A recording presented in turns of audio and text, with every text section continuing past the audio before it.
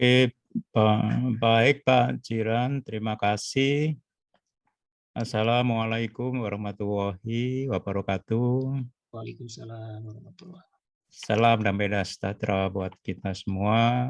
Om Swastiastu, Namo Buddhaya, dan salam kebajikan. Kita panjatkan puja-puji syukur kepada Tuhan, Allah yang Maha Pengasih Penyayang, karena anugerahnya, kasih karunia-Nya, hari ini kita bisa membuatlah sharing mengenai SQ Power kepada Bapak Ibu sekalian yang sangat saya kasihi. Ya.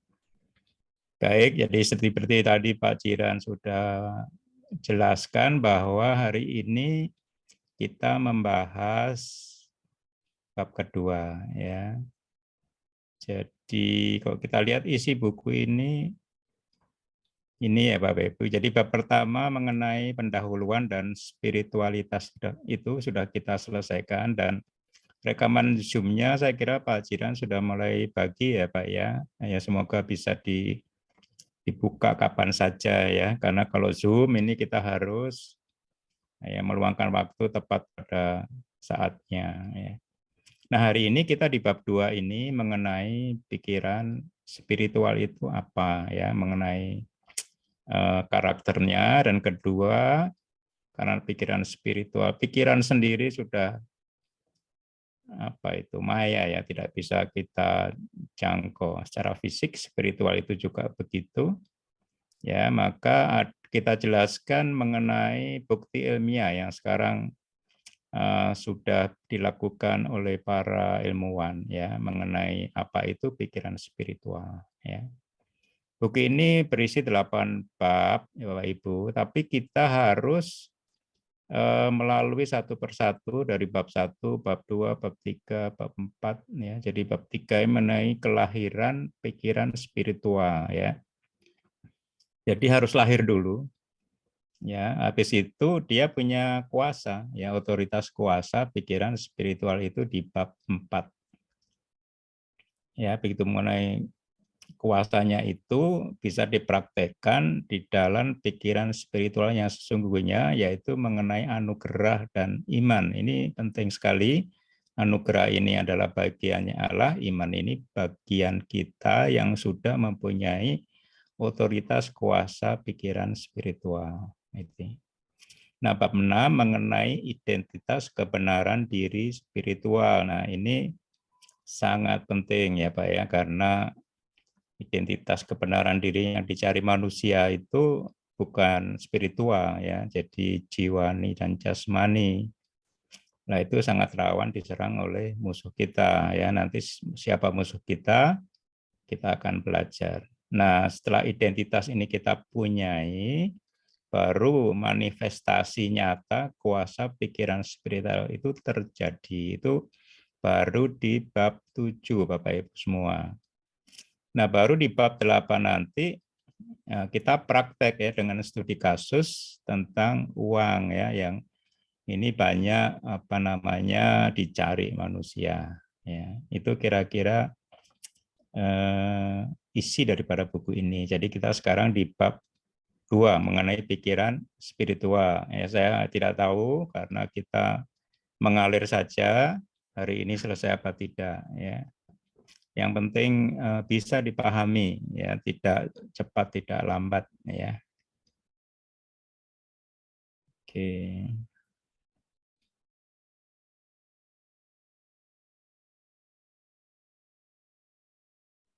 Oke, saya full screen.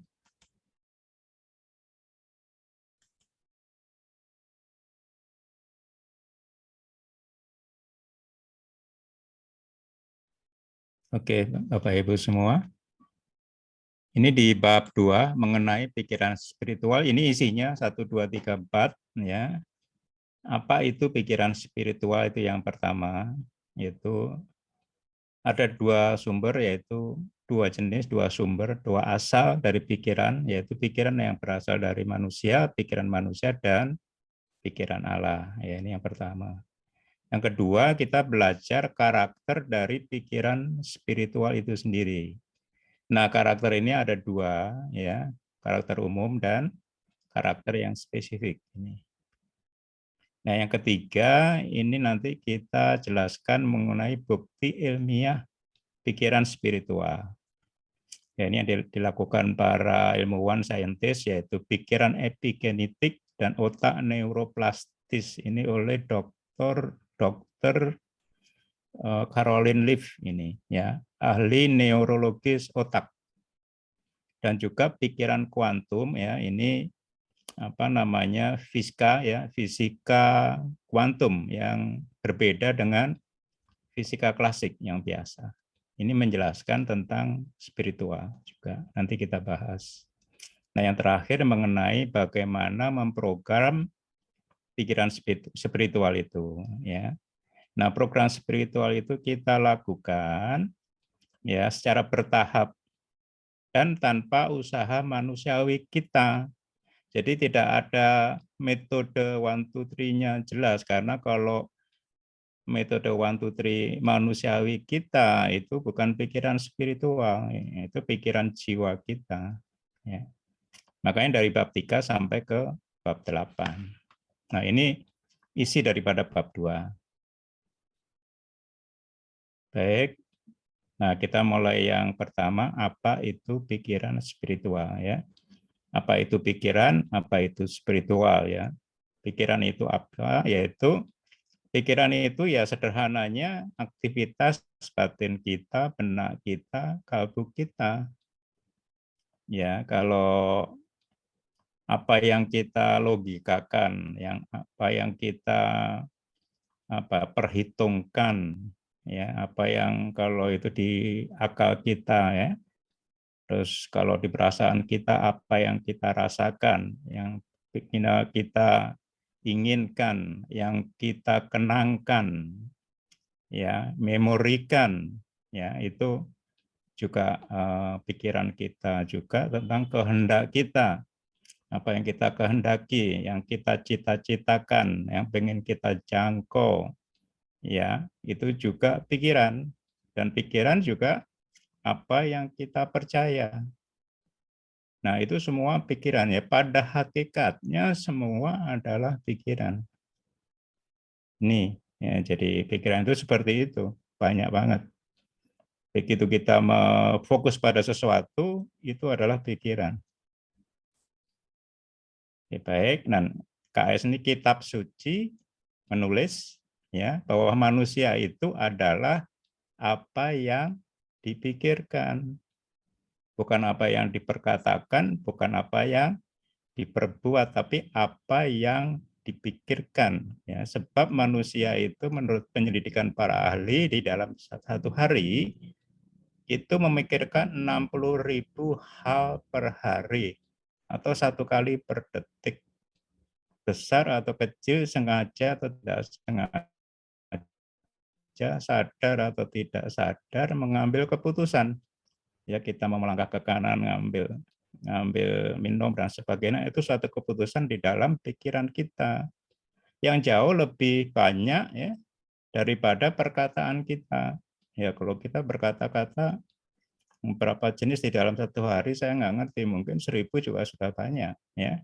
Atau yang kita perbuat, ya, kita kan capek fisik kita, jadi mungkin 100 macam perbuatan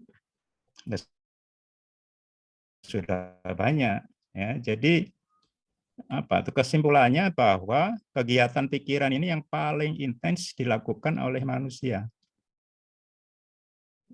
Nah, di dalam 60.000 hal sehari ini, ya, itu ada sekelompok pikiran yang mendominasi kita tentang sesuatu. Nah, itu akan memberikan mindset kita, pola pikir kita, filosofi berpikir kita, dan itulah jati diri kita. Makanya hati-hati dengan pikiran kita. Apa yang kita pikirkan, itulah jati diri kita. Kadang banyak orang yang mengaku dirinya A, tapi jadi diri sesungguhnya dia B. Nah, ini yang masalah. Masalah kita di dalam kehidupan dunia dan dalam berhubungan dengan Allah. Itu sebetulnya merupakan kemunafikan. Oke. Nah, pikiran ini adalah yang paling penting, paling awal, paling utama di dalam faktor kita berhubungan dengan Allah. Itu pikiran.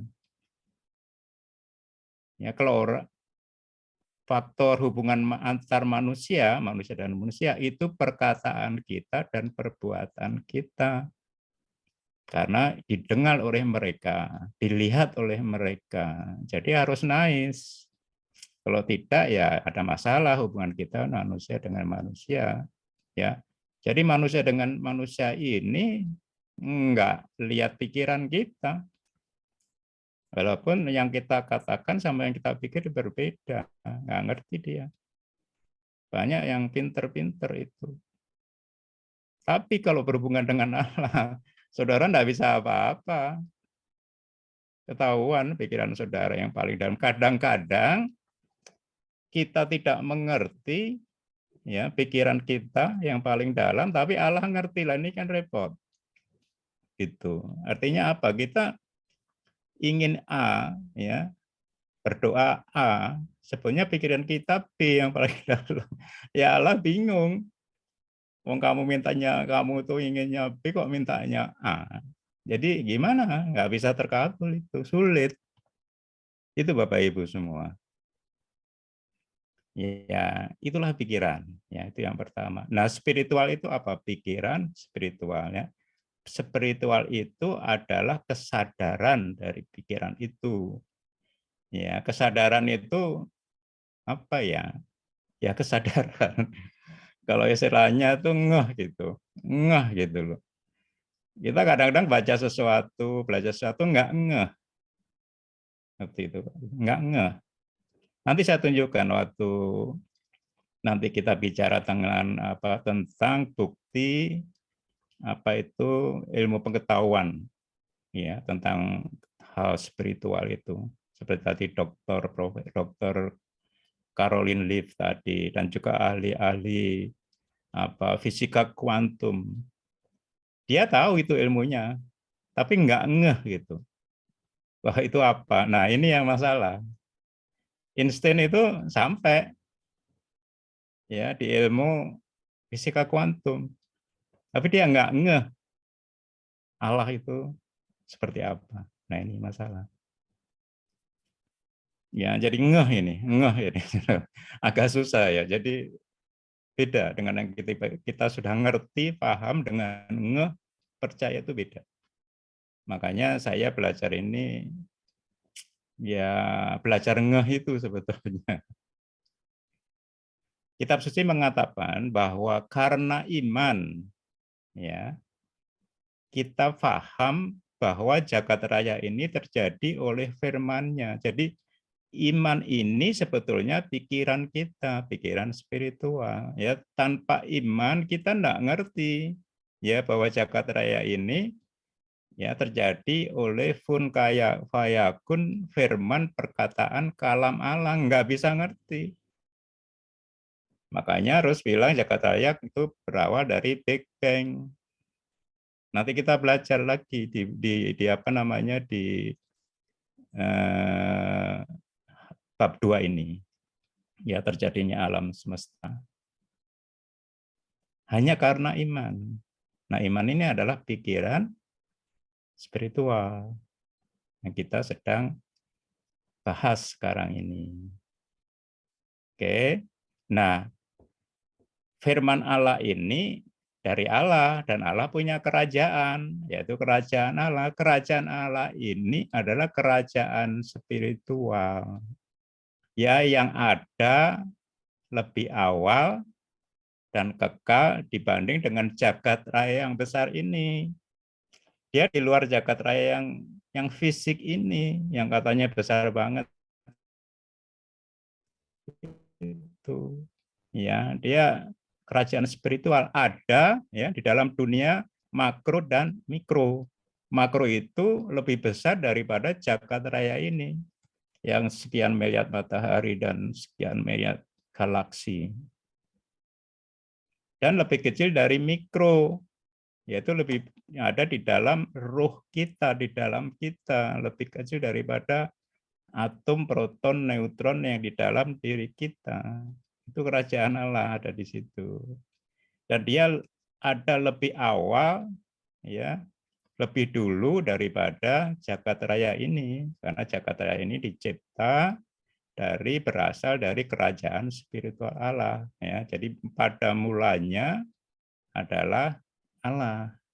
Ini adalah kitab suci berkata, bukan pada mulanya adalah Big Bang, ledakan besar. Ya, secara logika yang sederhana aja ya nggak mungkin jagat raya, galaksi, matahari, ya bumi, bulan yang serba teratur ini terjadi karena ketidakteraturan, nggak make sense gitu. Dengan logika yang sederhana saja gitu. Ya nggak mungkin lah Boeing 747 yang canggih itu terjadi karena ada ledakan besar di pabriknya, terus terjadi Boeing seperti itu, enggak bisa gitu. Nah, inilah ya. Jadi pada awalnya adalah Allah, dan kerajaan spiritual itu kekal. Nah, kalau jagat raya ciptaannya ini fana, makanya nanti ada kiamat, punah. Ya, oke. Nah, kesadaran spiritual ini adalah kesadaran ruh. Bukan kesadaran pikiran jiwa. Pikiran sadar jiwa itu sebetulnya tidak sadar ya kerajaan spiritual Allah ini. Tidak sadar spiritual. Ya tidak paham kalau jagat raya ini terjadi oleh sekedar firman Allah saja, sekali diucapkan jadi.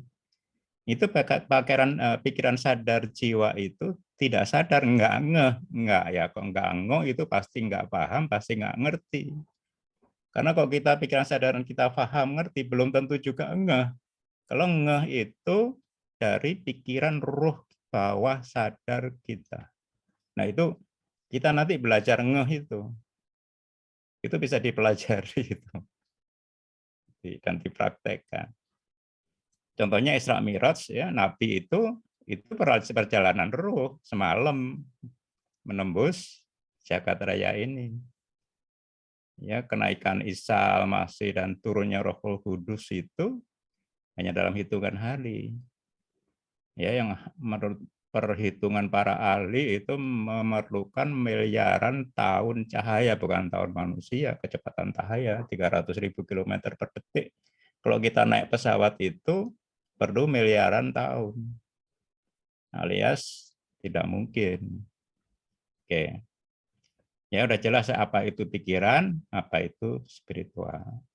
Nah sekarang kita pikiran itu apa saja ya, prinsip dasar pikiran menurut asal dan sumbernya dibagi dua saja, pikiran manusiawi dan pikiran spiritual. Pikiran manusiawi berasal dari diri manusia ya, yang dari bumi. Kalau pikiran spiritual berasal dari Allah. Makanya pikiran manusiawi ini disebut juga pikiran duniawi atau pikiran manusia.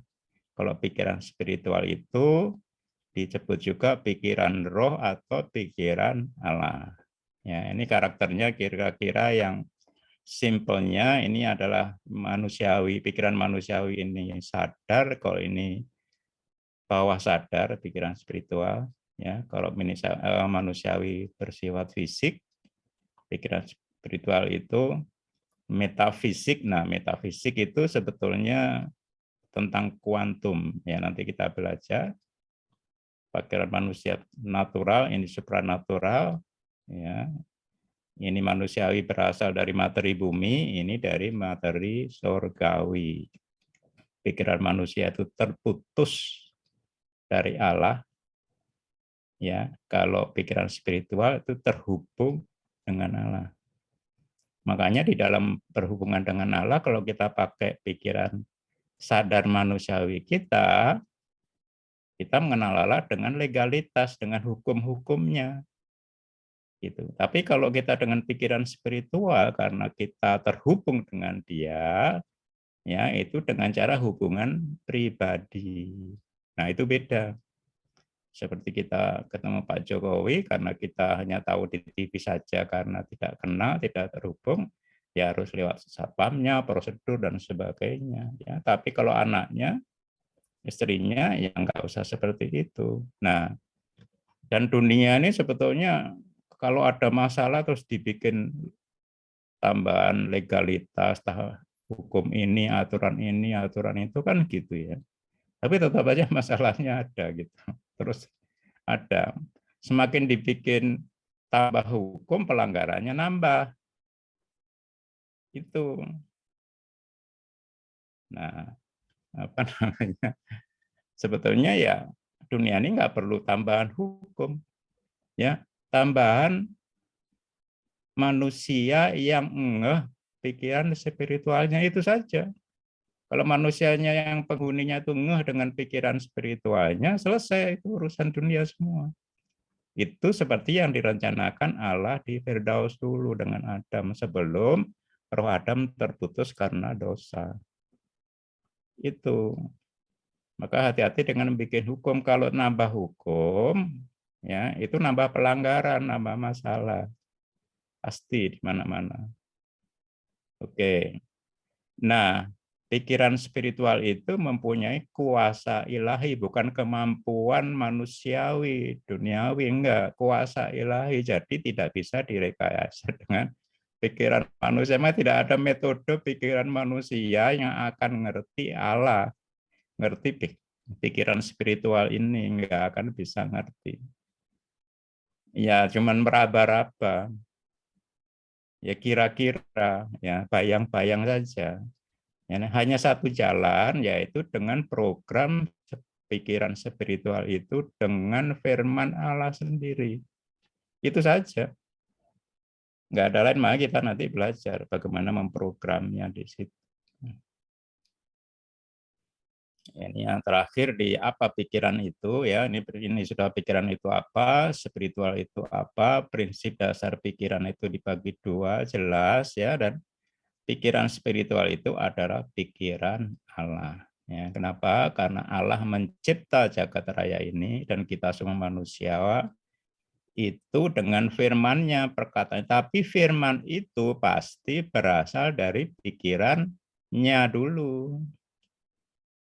Atau dengan kata lain, ya Allah mencipta melalui pikirannya, diawali oleh pikirannya.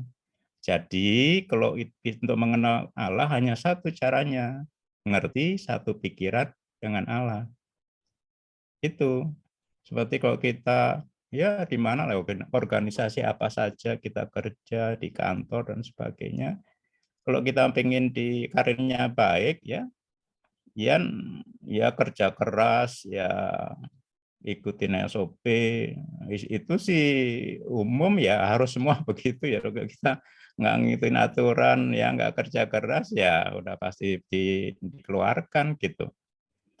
Tapi bukan itu ya, nomor satu adalah ngerti pikiran atasan kita atau satu pikiran dengan atasan kita, itu saja. Kalau kita mau rajin, kita mau tiap hari bikinin teh dia, reservis dia, tapi kalau kita nggak satu pikiran dengan dia, ya sulit. Ya, karena visi dia, target dia, kita beda. Yang mana kita bisa? Nggak bisa. Sama dengan Allah kita.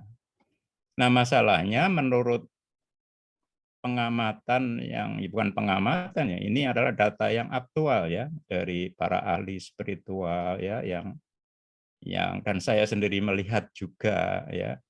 Ya saya sendiri baru ngeh itu 18 tahun yang tiap hari menggeluti firman.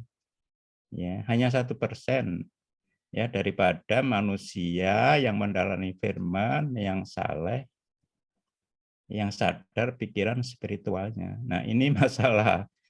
Ya, makanya saya ini ini pengalaman saya 22 tahun. Saya belajar dari banyak saya belajar, tidak itu saja. Tapi yang utama belajar yang sudah belajar 48 tahun. Dan terbukti semua firman itu di dalam kehidupannya. Ya, lumayan saya separuhnya gitu, 22 tahun. Nah, karena kalau Bapak Ibu mau belajar benar, mencari benar, ya, Dengan kunci-kunci yang sudah saya lakukan di sini akan lebih singkat lagi. Ya. Nah, pikiran spiritual ini adalah pikiran Allah karena Dia mencipta. Ya. Jadi pikiran spiritual ini adalah bagaimana berpikir, ya, mengendalikan pikiran, mengendalikan sikon. Bukan mikirin apa atau meresponnya apa masalah yang datang kepada kita. Gini kan kita ini kan sebetulnya tiap hari itu mikirin apa itu. Ya. Jadi bukan mengendalikan pikiran itu sendiri. Makanya masalah itu datang terus. Karena apa? Karena kita telat. Tidak bisa mengendalikan. Ya, karena tadi pikiran spiritual itu adalah pikiran Allah, yang mengajar siapa? Ya Allah. Nggak bisa manusia, lewat manusia, tapi sumbernya harus Allah, yaitu firman-Nya. Nggak ada lain. Itu.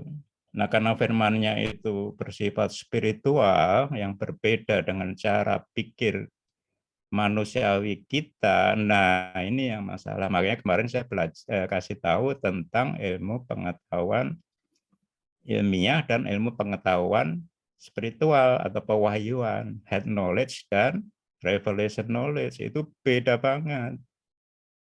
Nah, disitulah Allah, roh Allah itu mengajar bagaimana Isa Al-Masih melakukan mujizat step by step. Yaitu diajar oleh roh Allah yang ada di dalam dirinya. Nah, pikiran jiwanya belajar step by step.